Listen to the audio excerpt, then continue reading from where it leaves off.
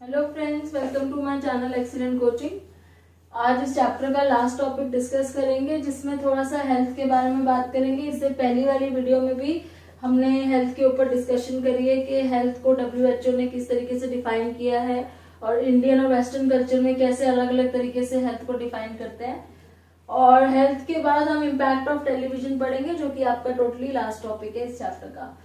तो हेल्थ का जैसे कि हमने उसमें पढ़ा था कि वेस्टर्न और इंडियन कल्चर में बहुत फर्क है हेल्थ में। वहां पे जो है एलिमेंट्स ऑफ द बॉडी को हेल्थ माना जाता है। वेस्टर्न कल्चर में एक बॉडी को एक मशीन से कंपेयर किया हुआ है। दूसरा ये था कि एक फैक्ट है जो WHO ने फाइंड किया हुआ है कि जो डेवलपिंग कंट्रीज है वहां पे कम्युनिकेबल डिसीजेज ज्यादा होते हैं, और जो डेवलप्ड कंट्रीज है वहां पे स्ट्रेस रिलेटेड डिसीजेज ज्यादा होते हैं। May be because of the environment इतना ज्यादा फॉर्मल है और प्रेशर ऑफ कंपटीशन बहुत ज्यादा है। अब हमारे कल्चर में भी ये सब चीजें आ ही रही है, आपको पता चलता ही होगा, इतना न्यूज में आता है कि हार्ट डिसीज से काफी लोग की डेथ होती है, कैंसर आजकल बहुत ज्यादा हो गया है। तो अभी हमारे कल्चर में भी धीरे धीरे आना शुरू हो गया, क्योंकि हमारा भी अब इंडस्ट्रियलिस्ट कल्चर होता जा रहा है। धीरे धीरे कॉम्पिटिशन बहुत ज्यादा हो गया है और सोशल इंटरेक्शन आपस में लोगों की कम होती जा रही है। तो उससे स्ट्रेस लेवल इतना ज्यादा हो गया है जो रिलीज नहीं हो पाता है कहीं पे। तो वो जो कम्युनिकेबल डिसीज होती है, जो किसी से कम्युनिकेट करने से, इंटरेक्ट करने से होती थी, वो सारी चीजें कम होते होते अब हमारा भी एक ऐसा एनवायरनमेंट हो गया कि जिसमें स्ट्रेसफुल डिसीजेस ज्यादा होने लगी है।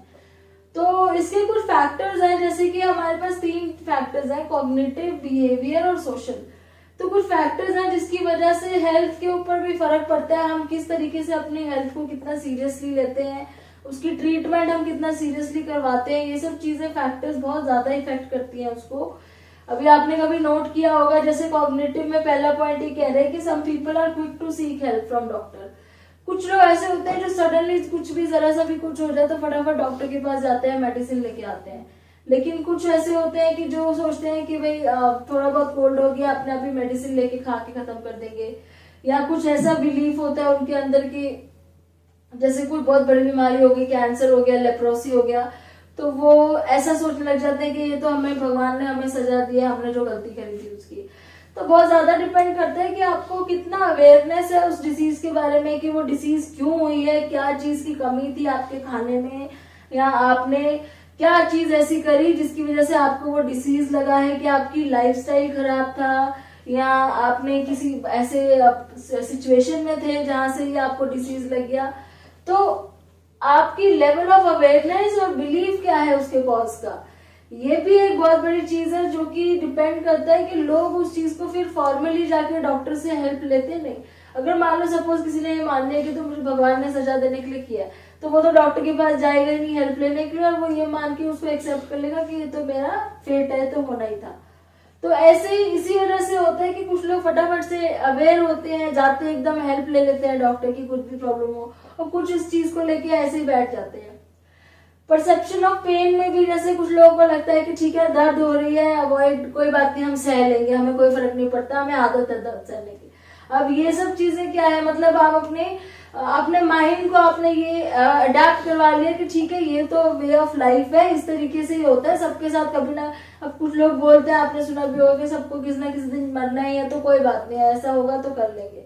तो ये सब चीजों से भी बहुत इफेक्ट पड़ता है कि आप अपनी हेल्थ का कितना ध्यान रखते हो। फिर वही चीज आपके बिहेवियर में भी नजर आती है, जो आपकी थिंकिंग होती है वही आपके बिहेवियर में दिखती है। फिर आपकी लाइफस्टाइल वैसी होती है, ना आप एक्सरसाइज करते हो, ना ही आप एक हेल्दी डाइट फॉलो करते हो, प्रॉपर रूटीन सेट करते हो खाने पीने का।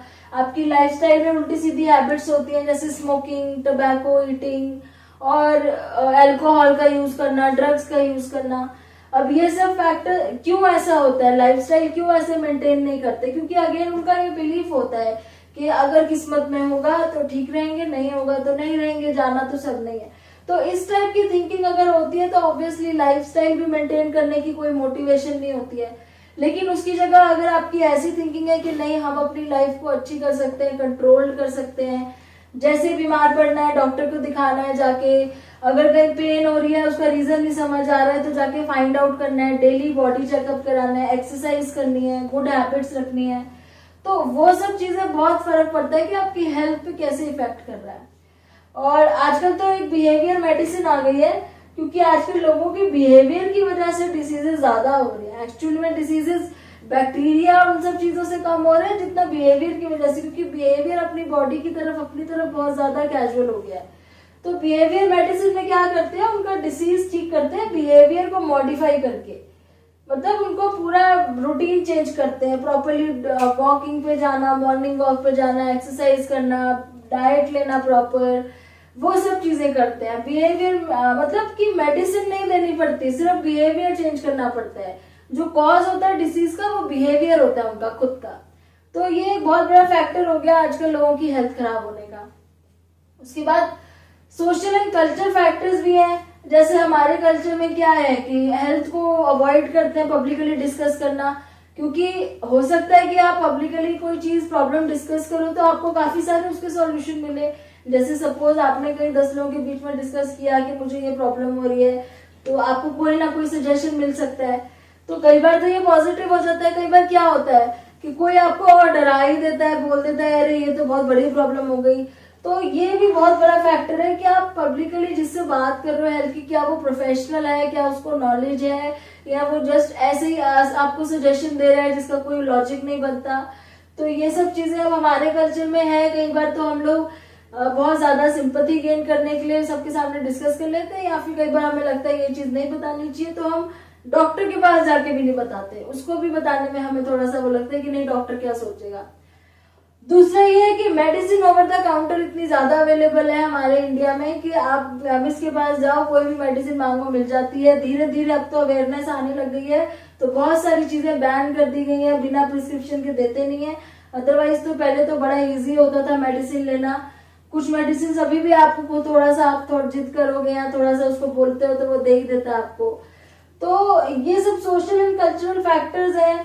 अगर जैसे एक और आपकी बुक में दे रखा है कि फीमेल्स को यहाँ पे इतना सीरियसली उनकी प्रॉब्लम्स को नहीं लिया जाता, तो अगर उनको कोई हेल्थ प्रॉब्लम होती है तो उसको अवॉइड किया जाता है जब तक बहुत सीरियसली ना हो जाए। ऐसा विलेजेस वगैरह में अभी भी होता है। मे बी हम लोग अर्बन सिटीज में ये सब नहीं देखते हैं, पर हो सकता है विलेजेस में, रूरल एरियाज में अभी भी ये सब होता है कि अगर फीमेल्स को कोई प्रॉब्लम है, वो कुछ बोल रहे हैं तो उनको सीरियसली नहीं लेते जब तक कुछ ज्यादा ही हेल्थ ना खराब हो जाए। तो कुछ ऐसे फैक्टर्स हैं जिसकी वजह से हमारी जो हेल्थ प्रॉब्लम्स हैं वो बढ़ गई हैं बहुत ज्यादा, और उसको कंट्रोल करने के लिए हमें इन सब चीजों को चेंज करना जरूरी है। उसके बाद हेल्थ के अलावा और भी एक बहुत बड़ा इफेक्ट हमारे ऊपर जो हमारी मेंटल हेल्थ पे पड़ता है वो होता है टेलीविजन का इम्पैक्ट। अब यहाँ पे पॉजिटिव भी है, नेगेटिव भी है।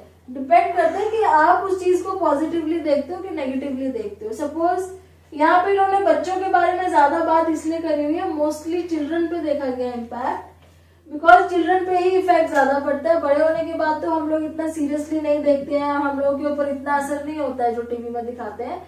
लेकिन जो चिल्ड्रन होते हैं, बच्चे होते हैं, वो लोग उसको एकदम रियलिटी की तरह लेके चलते हैं। उनको लगता है जो हो रहा है वो एकदम असली है, और जैसे टीवी में हो रहा है वैसे एक्चुअल में भी होगा। तो पहला तो है कि अगर पॉजिटिवली देखा जाए तो जो टीवी है, टेलीविजन में जो दिखाते हैं, वो बेसिकली इंफोटेनमेंट की तरह एक्ट करता है। इंफोटेनमेंट का मतलब है इंफॉर्मेशन प्लस एंटरटेनमेंट। आपको इंफॉर्मेशन मिलती है और आपकी एंटरटेनमेंट होती है। ये इसकी अच्छी चीज है कि आपको टेलीविजन से काफी ज्यादा इंफॉर्मेशन मिलती है पूरे वर्ल्ड की, इधर उधर की, सब जगह की, और साथ में आप एंटरटेन भी होते हो। लेकिन वही चीज अगर नेगेटिवली देखो तो कुछ ऐसी इंफॉर्मेशन भी टीवी में आती है जो इतनी जरूरी नहीं होती है, या फिर वो इस एज में जो बच्चे देखते हैं टीवी, उनके लिए उस टाइम देखनी अच्छी नहीं होती है, या एंटरटेनमेंट इतनी ज्यादा कई बार ओवर एंटरटेनमेंट हो जाती है कि बाकी सारे काम छोड़ के टीवी पे ही लग जाते हैं लोग।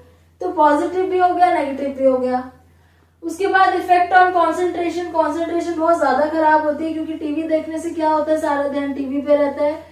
तो जो पढ़ाई में जो डिस्ट्रैक्शन इतनी ज्यादा हो जाती है कि कहीं और पढ़ नहीं पाते हैं, बहुत ज्यादा डिस्ट्रैक्शन रहती है, कंसंट्रेशन लेवल बहुत डाउन हो जाता है इस वजह से। ठीक है। क्रिएटिविटी में क्या इफेक्ट होता है, अगर हम इसको देखें पॉजिटिवली तो बच्चे बहुत क्रिएटिव भी हो जाते हैं कई बार, क्योंकि आजकल बहुत सारे ऐसे प्रोग्राम्स आ रहे हैं जिसमें क्रिएटिव स्किल्स बहुत सारे दिखाते हैं, तो उससे वो सीखते हैं, मोटिवेट होते हैं, क्रिएटिविटी और ज्यादा होती है। लेकिन वही अगर देखा जाए कि अगर वो उसी पे लगे रहे, सिर्फ देखते रहे और कुछ सीखे ना, तो क्रिएटिविटी डाउन भी चली जाती है, क्योंकि वो सिर्फ देखते हैं उस टाइम और प्रैक्टिस नहीं करते फिर। तो देखने में सारा टाइम निकाल देते हैं और एक्चुअली में प्रैक्टिकली कुछ करने में टाइम नहीं छोड़ते, तो उस वजह से क्रिएटिविटी डाउन भी हो सकती है। फिर आता है इमिटेशन ऑफ बिहेवियर। एक स्टडी ये बताई थी आपको, जैसे एल्बर्ट बेंड्यूरा ने की थी, कि इमिटेशन मतलब देख के कॉपी करते हैं बिहेवियर दूसरों का, जिसमें उन्होंने बोबो डॉल वाला एक्सपेरिमेंट किया था, जो हम बहुत बार डिस्कस कर चुके हैं पहले, कि बच्चे टीवी में देखते हैं एग्रेसिव बिहेवियर, उसको कॉपी करते हैं।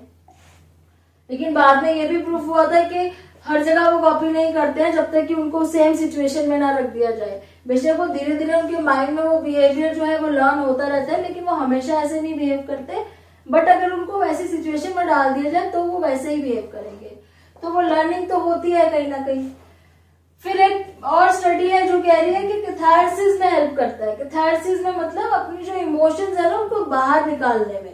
अब जैसे कुछ लोग टीवी वगैरह मूवीज वगैरह देखते हैं तो उनको ये लगता है कि थोड़े टाइम के लिए हम अपनी लाइफ की टेंशन भूल के यहाँ पे टीवी में मतलब वो उस जगह पे ज्यादा खुश रहते हैं, क्योंकि उस टाइम उनको अपनी लाइफ की प्रॉब्लम नहीं ध्यान आ रही होती, फोकस सारा टीवी पे होता है या उस सीरियल पे या मूवी पे होता है।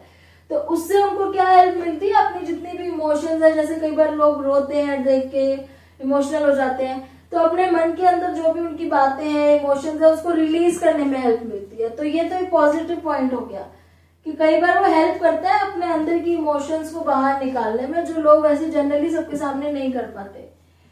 दूसरा फिर से एक नेगेटिव पॉइंट ये आ जाता है कि कंज्यूमरिस्ट एटीट्यूड बनाता जा रहा है टीवी में, क्योंकि इतने सारे एड्स आते हैं, इतनी सारी एडवर्टीजमेंट आती है कि उससे सारा जो एटीट्यूड है लोगों का वो कंज्यूमरिस्ट होता जा रहा है, कि सिर्फ अपनी चीजें बेचना और कंज्यूमर्स को कैसे बेवकूफ बनाना है, कैसे उनके माइंड में उस एड का इम्पैक्ट क्रिएट करना ताकि वो वही चीज खरीदे।